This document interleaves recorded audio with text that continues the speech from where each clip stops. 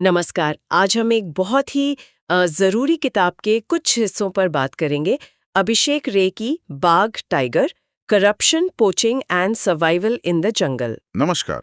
हाँ, ये किताब जंगल की वो तस्वीर दिखाती है जो अक्सर हम देख नहीं पाते। मतलब शांत दिखने वाले जंगल के पीछे असल में इंसानी लालच और भ्रष्टाचार का एक पूरा जाल बिछा है। बिल्कुल। और किताब का जो सेंट्रल पॉइंट है वो ये कि बाघ की असली लड़ाई सिर्फ शिकारियों से नहीं है। सही बात है। लड़ाई उस पूरे सिस्टम से भी है जो कागज पर तो उसकी रक्षा के लिए बना है। तो आज हम इसी किताब के जरिए जंगल के इस छिपे हुए संघर्ष को, इस भ्रष्टाचार को और बाघ के अपने वजूद की जो जद्दोजहद है उसे थोड़ा समझने की कोशिश करेंगे। हाँ, चलिए शुरू करते हैं। तो सबसे पहले बाघ की दुनिया की जो असलियत है, हम सब सुनते हैं, अखबारों में पढ़ते हैं कि बाघों की संख्या घट रही है, पर किताब कहती है कि खतरा सिर्फ वो बंदूक वाले शिकारी नहीं है। नहीं, वो तो है ही, लेकिन असल में शायद उनसे भी बड़ा खतरा है वो लालच जो सीधे शिकार नहीं करता।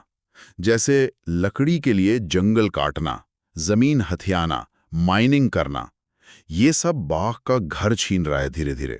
मतलब उसका इकोसिस्टम ही तबाह हो रहा है। बिल्कुल। लेखक कहते हैं कि जंगल की शांति के पीछे अक्सर खून खराबे और टकराव की कहानियां छिपी होती हैं। ये एक छिपा हुआ संघर्ष है। और ये टकराव सिर्फ बाहरी ताकतों से नहीं है ना। किताब कंजर्वेशन प्रोग्राम्स पर भी सवाल उठाती है।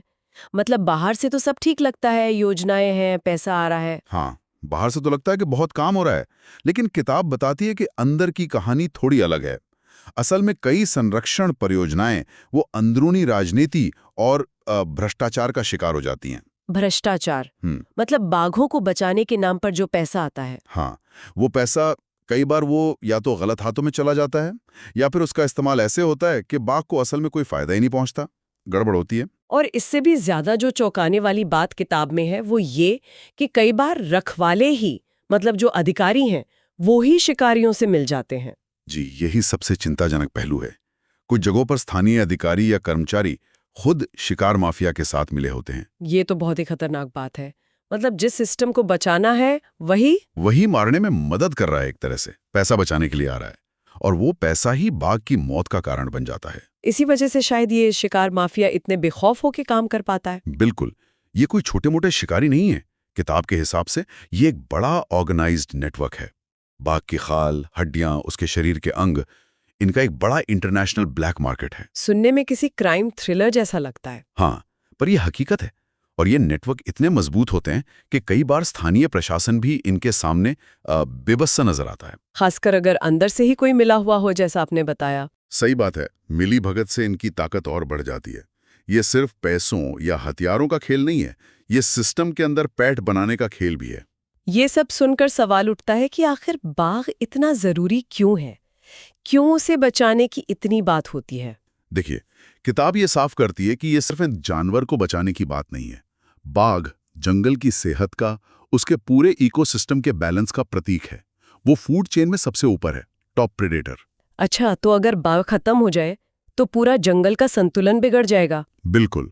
बाघ ना हो तो हिरण, सांबर, जंगली सुअर जैसे जानवरों की आबादी बेतहाशा बढ़ जाएगी।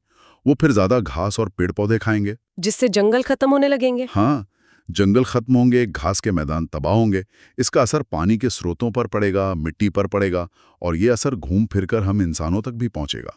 ये पूरी एक कड़ी है जो टूट जाएगी। इसीलिए शायद किताब कहती है बाघ की लड़ाई असल में इंसान की लड़ाई है। बिल्कुल सही। उसे बचाना सिर्फ जंगल की जिम्मेदारी नहीं, वो हमारी अपनी जरूरत भी है, आने वाली पीढ़ियों के लिए जरूरी है। तो कुल मिलाकर इन स्रोतों से जो बात उभर कर आती है वो ये है कि बाघ का अस्तित्व सिर्फ शिकारियों से खतरे में नहीं है। नहीं, खतरा उससे कहीं ज्यादा गहरा है।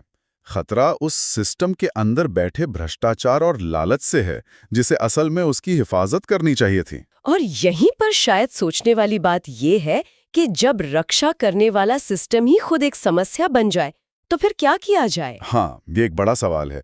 क्या हम कहीं व्यक्तिगत स्तर पर या सामूहिक स्तर पर अपनी किसी जिम्मेदारी को नजरअंदाज तो नहीं कर रहे हैं? ये विचार करने का मुद्दा है।